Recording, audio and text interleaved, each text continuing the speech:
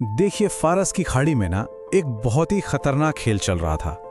घड़ी की सुइयां टिक टिक करके आगे बढ़ रही थीं और पूरी दुनिया ने अपनी सांसें थाम रखी थीं।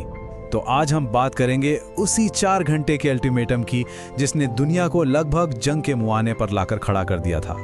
अब इस पूरे संकट के सेंटर में थे प्रेसिडेंट ट्रंप और उनकी दी हुई एक बहुत ही सख्त डेडलाइन, आज रात 8 बजे ईस्टर्न टाइम। और अगर कोई डील नहीं हुई तो जो होगा वो बहुत ही बुरा हो सकता था।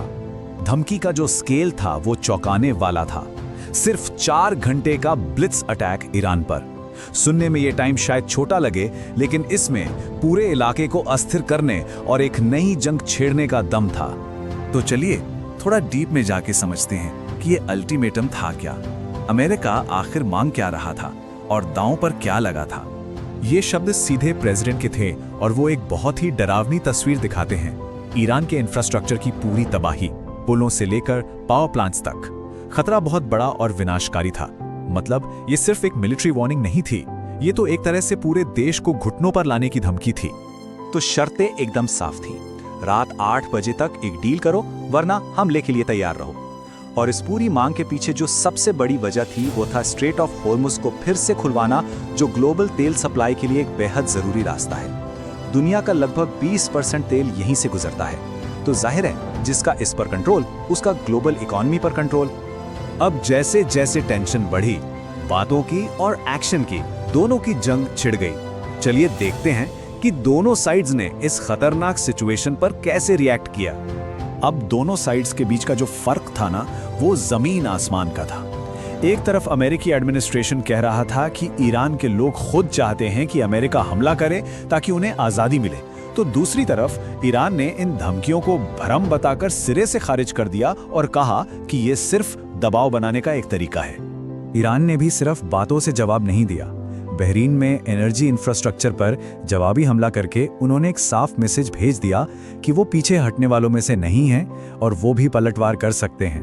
अब इस इंटरनेशनल क्राइसिस का साथ साथ एक मोर्चा घर पर भी खुल गया था। प्रेसिडेंट की जो एग्रेसिव भाषा थी, खासकर ईस्टर की सुबह किया गया एक ट्वीट, उसकी देश में ही बहुत आलोचना हुई। क्रिटिक्स का कहना था कि ये ना सिर्फ भड़काने वाला था बल्कि धार्मिक तौर पर भी बहुत असंवेदनशील था। इस high level geopolitical chess game के बीच कहानी में एक बहुत ही ड्रामेटिक और पर्सनल ट्विस्ट आया। जैसे जैसे ये संकट बढ़ रहा था, एक अमेरिकी पायलट की जान दांव पर लग गई। पूरे 48 घंटे यानी 2 लंबे दिन एक अमेरिकी एयरमैन दुश्मन के इलाके में गिरा दिया गया, अकेला और बुरी तरह घायल। वक्त तेजी से निकल रहा था और उसके बचने की उम्मीद भी कम होती जा रही थी। ये जो सर्वाइवल की कहानी है ना, ये कमाल की है। पहाड़ की एक दरार में छिपकर बुरी तरह जख्मी हालत में उस पायलट ने खुद अपने घावों का इलाज किया और किसी तरह बिना दुश्मन को अलर्ट किए रुक रुक कर अमेरिकी सेना से कांटेक्ट बनाए रखा। और जो रेस्क्यू ऑपरेशन चलाया गया उसका स्केल तो सोच से भी परे था।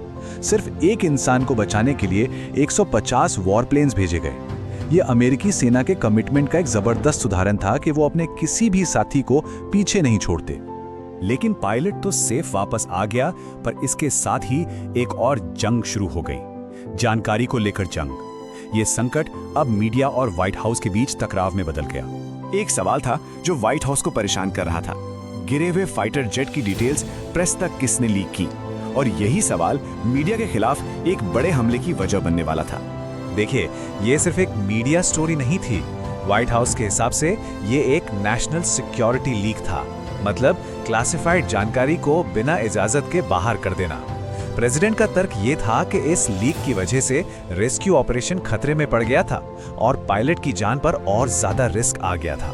इसके बाद जो हुआ वो प्रेस की आजादी पर एक सीधा हमला था। प्रेसिडेंट ने उस जर्नलिस्ट को जेल भेजने की धमकी दे डाली जिसने ये स्टोरी की थी। ये एक ऐसी लाइन थी जिसे बहुत कम ही क्रॉस किया जाता है और इसने देश में फर्स्ट अमेंडमेंट के अधिकारों को लेकर एक बड़ी बहस छेड़ दी। अब ये सब तो चल ही रहा था, लेकिन वो जो मेन घड़ी थी ना, वो रुकी नहीं थी। हर गुजरते मिनट के साथ रात 8 बजे की डेडलाइन पास आ रही थी और दुनिया एक अनजाने भविष्य की दहलीज पर खड़ी थी। तो सिचुएशन ये थी, एक तरफ एक कामयाब रेस्क्यू था और डिप्लोमेसी की एक छोटी सी उम्मीद थी, तो दूसरी तरफ जंग के लिए एक डेडलाइन तय थी। रात 8 बजे दुनिया को पता चलने वाला था कि कौन सा रास्ता चुना गया है। तो आखिरी घंटे जैसे जैसे बीत रहे थे, पूरी बाजी बिछ चुकी थी। अमेरिका अपनी मांगों पर अड़ा हुआ था, ईरान झुकने को तैयार नहीं था, एक पायलट जो इस पूरे संकट का एक इंसानी चेहरा बन गया था, और मीडिया जो कहानी को लेकर एक अलग ही लड़ाई में फंसा हुआ था। सारे मोहरे अपनी अपनी जगह पर थे, बस एक विस्फोटक नतीजे का इंतजार था। और ये सब हमें आखिरी सवाल पे लाकर खड़ा कर देता है, डिप्लोमेसी या तबाही। घड़ी की जो टिक टिक थी वो सिर्फ एक डेडलाइन नहीं थी, वो एक तरह से पूरी दुनिया की धड़कन थी, जो देख रही थी, उम्मीद कर रही थी और डर भी रही थी। और इसका जवाब इतिहास को हमेशा के लिए बदलने वाला था।